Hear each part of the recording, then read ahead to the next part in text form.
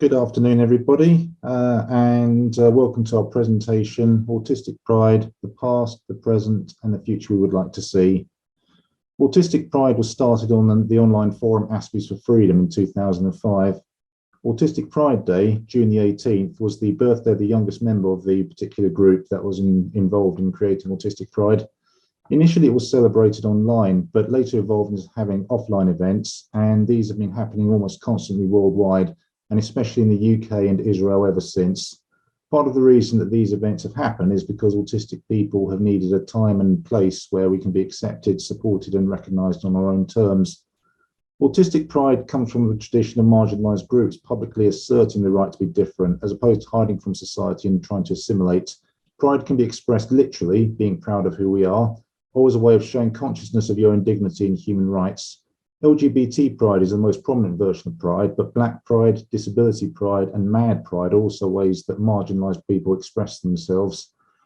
Mad pride could be seen as the direct precursor to autistic pride, as it seeks to reclaim terms such as mad, nutter, or psycho from being the derogatory terms they have become to being reclaimed by those very communities themselves to negate the prejudice with which they were used. And Autistic Pride is also trying to do this as well, as I see it. In 2006, Amy Nelson, one of the co-founders of Aspies for Freedom, led a group of autistic people into Hyde Park in London and had a picnic there.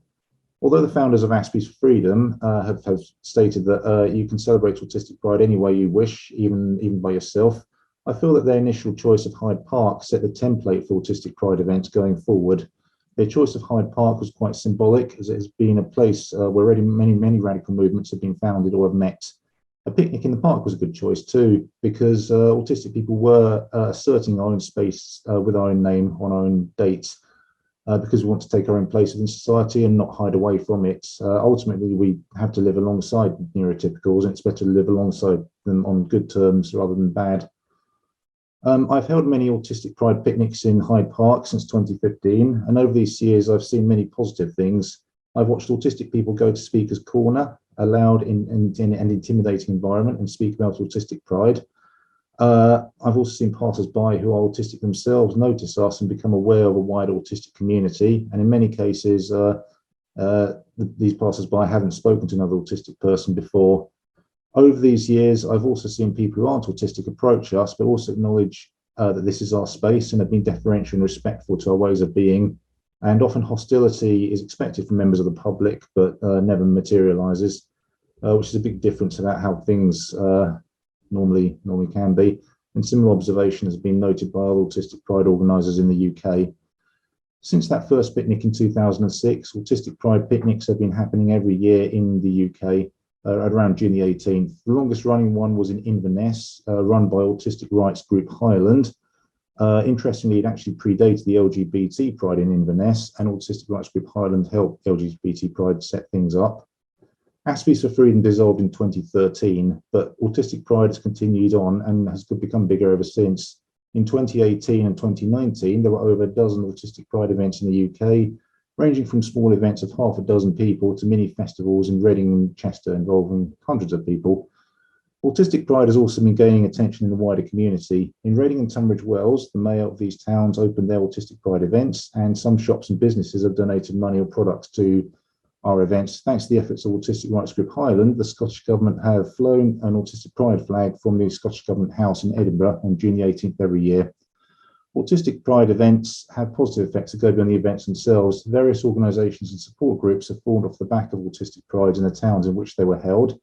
Because it is relatively simple to organise, Autistic Pride events have done a lot to boost the confidence of autistic people who organise it, and gives the people who organise it, as well as participants, a sense of agency that's often lacking elsewhere in our lives. Not only this, but it tends to attract people who want to influence things and make an impact, and organising this event can be a very good way to test people's character in this regard. The downside to this attention is that a lot of charities that aren't run by autistic people and have different priorities to the autistic community have tried to co-opt Autistic Pride Day. They promote Autistic Pride without explaining the origins or ideas behind it, and in some cases promote therapies such as ABA, which can be antithetical to Autistic Pride. Although Autistic Pride events are independently organised, we've had to come together almost every year to stop these charities from co-opting Autistic Pride with varying degrees of success. Unfortunately, due to the pandemic, offline Autistic Pride events have had to be put on hold. A group of organisers came together to do an online event in the UK in 2020 and 2021, which was pretty successful, although it had some downsides.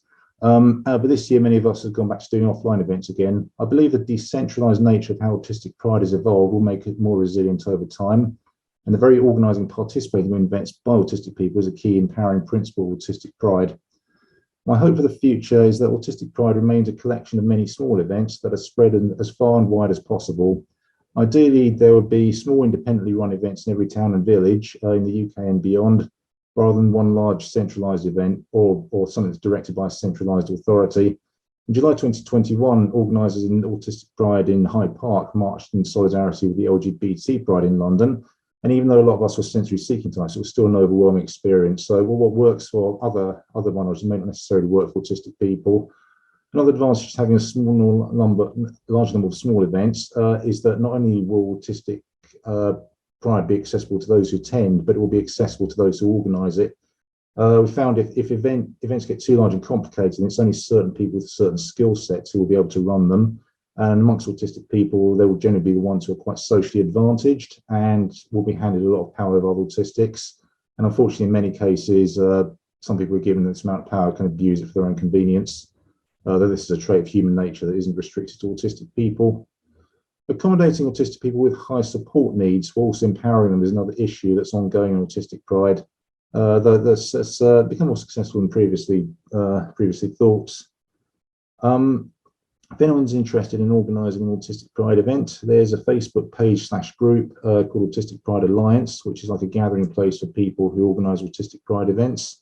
I'll be there, Hen is there, and so is Gwen Nelson from Masterpiece for Freedom, and I believe a link has been put into the chat. And yeah, that comes to the end of my presentation. Thank you all for listening. And I'll put a script of what I've written in the Discord server in case you want to have a look at it again. Thank you very much. Thank you, Joseph. Can you hear me? Or it's okay. Okay. It's okay. So yeah. So as Joseph said, Autistic Pride Day started in 2005 in Masterpiece for Freedom, which was basically an international forum, but most members were from the UK. And I discovered it a bit later, at the end of 2005. So I didn't do anything in 2005. I just did this poster, but I did it after 2005. And around the same year, when I discovered Autistic Pride Day, I also discovered that there is a group of autistic activists here in Israel. So I joined them and I suggested to them that we will start celebrating Autistic Pride Day over here. And then in 2006, we had quite a small meeting, 6 people in a wood, people brought books, people brought articles, and that was how Autistic Pride Day began in Israel. And the original idea was indeed that everyone, not just in Israel, around the world, everyone can celebrate it the way they want to. So in Israel, I'm trying to have events as large as possible because I also want to influence the wider society, influence media. But also it's important to mention that anyone who wants to celebrate Autistic Pride Day in a much smaller way, it's also totally valid, even if you want to celebrate it by yourself. Everyone should feel free to do what they feel comfortable about. And there is no one authority which controls Autistic Pride Day. There is the Facebook group, the Alliance, but that's basically just that we all know what everybody's doing. So after 2006, 2007, we actually celebrated in someone's house, but then 2008 onwards, we started going out to larger parks. So every year we're making a map of the area. Usually we're trying to have it somewhere near a train station, so people would find it relatively easy to arrive there. And also on the concept of pride, we had a bit of a problem in this country because in Hebrew, the word pride was basically taken over by the LGBT community, like even the newspapers, like if they want to write about the LGBT community, they just write the pride community. In some newspapers, they have the pride section. So, and also we thought that pride is the opposite of shame, and we're not ashamed to be autistic, but we're not sure if we're proud. We just accept it as it is. So we changed the name, and over here in English we call it Autistic Friday, but in Hebrew we call it something like Autistic Celebration Day or Autistic Holiday. This is what we do in our picnic. So the soap bubbles are very popular in the autistic community in general. So we always bring a lot of soap bubbles to the event, so people can take the small toys and do soap bubbles by themselves. And we do exhibitions of the paintings. All the paintings are baras basically, but some paintings are especially about autism. Other paintings are just whatever we like painting. People bring poems that they've written or articles that they've written. Again, when people bring something, it can be related to autism, or it can be just something about their own special interests, or just anything which interests them. This is about a few years ago. We had it in a park just by the Mediterranean, and we had a TV crew, a news TV crew. So they came to document it as a part of a larger series about autism in Israel in general. You can see the Mediterranean there in the background. We made handwritten posters about Autistic Pride Day.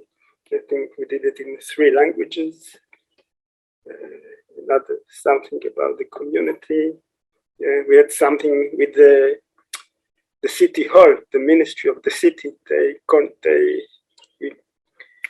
We were in touch with them, so they sponsored part of it. They gave us this sign by the city hall. But just today, I looked at the photos and I saw that it was by the Department of Special Education of the city. I never noticed it in real time. I just noticed it now. This is another event. Thanks. Still 1 minute left. Maximum 2. Thank you.